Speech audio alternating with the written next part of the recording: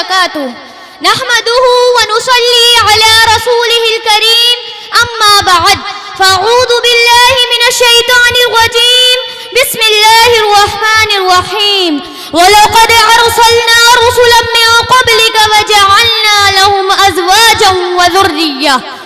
معزز سامعین کرام اور حاضرین جلسہ، آج کی اس محفل میں مجھے جس عنوان پر لب کشائی کرنے کا موقع ملا ہے وہ ہے شادی کی رسومات اور فضول خرچی۔ رسم و رواج نے مار دی بے شمار بیٹیاں، رسم و رواج نے مار دی بے شمار بیٹیاں، اب تو اس رواج سے ہے بیزار بیٹیاں۔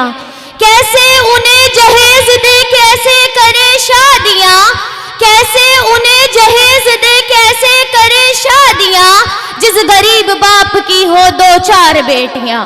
محترم حضرات، ہمارے پیارے نبی صلی اللہ علیہ وسلم ساری دنیا کے رسول بن کر تشریف لائے۔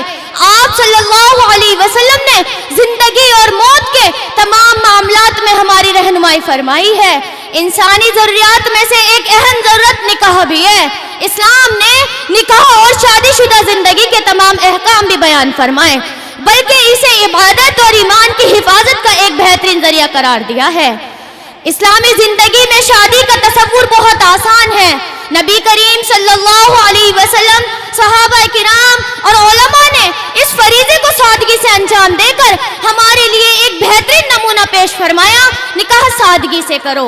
ارے آپ صلی اللہ علیہ وسلم تو ہمیں اس بات کا بھی درس دیتے ہیں کہ جب کوئی ایسا آدمی نکاح کا پیغام دے جس کا تمہیں اخلاق اور دین پسند ہو تو تم اس سے اپنی لڑکی کا نکاح کرو۔ لیکن افسوس صد افسوس، موجودہ زمانے میں ہم نے خود ہی نکاح جیسی سنت کو حرام رسم و رواجوں، ناجائز پابندیوں اور فضول خرچیوں سے مشکل بنا دیا ہے۔ شادی بیاہ کو مشکل بنانے والے کچھ رسم و رواج ہی ہیں۔ محترم حضرات، ہمارے معاشرے میں منگنی کے نام پر پرتکلف دعوتوں پر لاکھوں لاکھوں روپے خرچ کر دیے جاتے ہیں، اور اگر لڑکی کا باپ اس خود ساختہ معیار پر پورا نہیں اترتا تو اسے رشتہ داروں اور برادری والوں کے طعنے برداشت کرنے کے ساتھ ساتھ منگنی توڑ دینے کی دھمکیاں سننی پڑتی ہیں۔ محترم حضرات، دن تاریخ مقرر کرنے کے لیے لوگوں کے مجمع اکٹھے ہوتے ہیں اور قورمے بریانی کی دعوتیں لازمی سمجھی جانے لگی ہے۔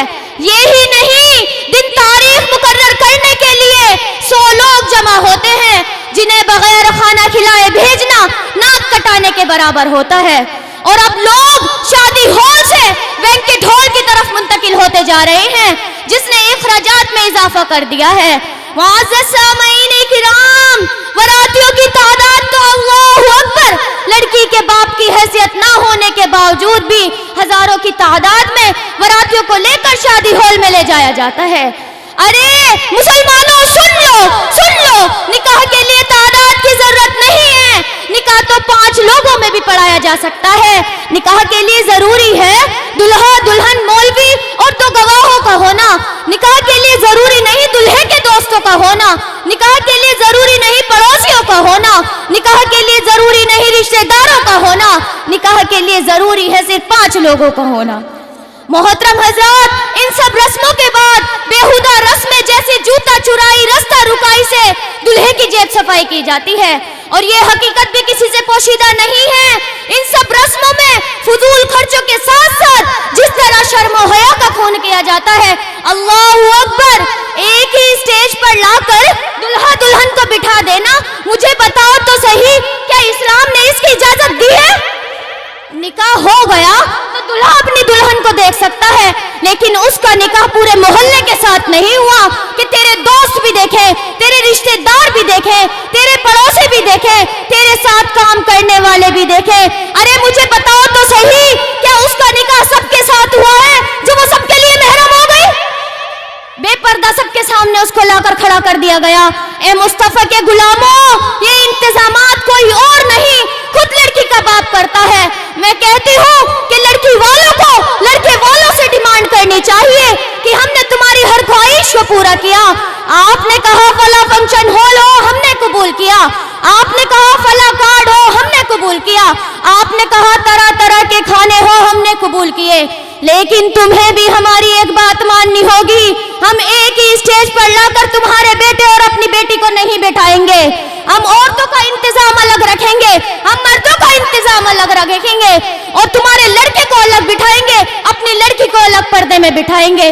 یہ ہونا چاہیے تھا کہ اس طرح ڈیمانڈ کرتا، لیکن لڑکی کا باپ بھی اپنی شان دکھانے کے لیے ایسے انتظامات کو قبول کر لیتا ہے، اور اپنے مہنگے فنکشن ہال کی وجہ سے لڑکی کو لا کر اسٹیج پر ہی بٹھایا جاتا ہے۔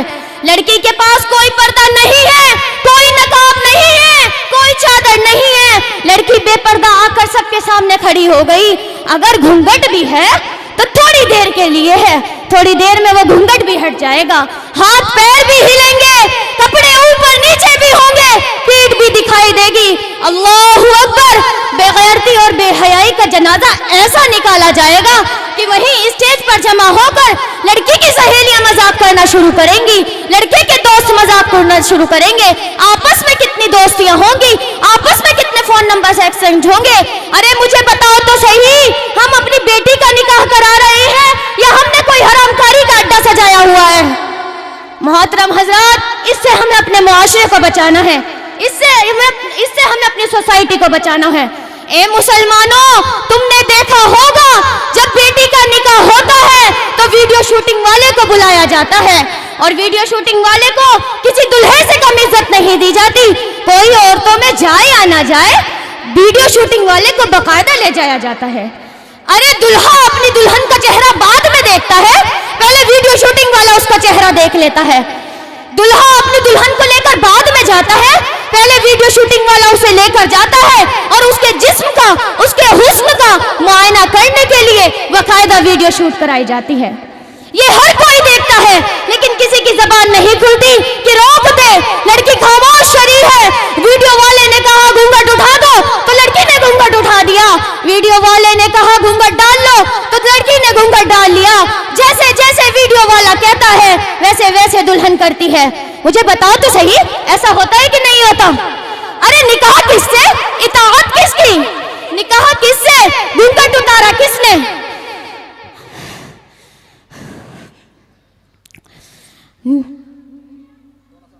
ارے فضول خرچی کرنے والوں، بےہودہ رسموں کو ضروری ماننے والوں، ذرا اس غریب کی بیٹی کی طرف غور کرو جس نے اپنی پوری زندگی کی کمائی اپنی بیٹی کا جہیز اکٹھا کرنے میں لگا دیا، لیکن تمہاری فضول رسموں اور فضول خرچوں کے چکر میں اس بیٹی کا نکاح ہونا دشوار ہو گیا ہے۔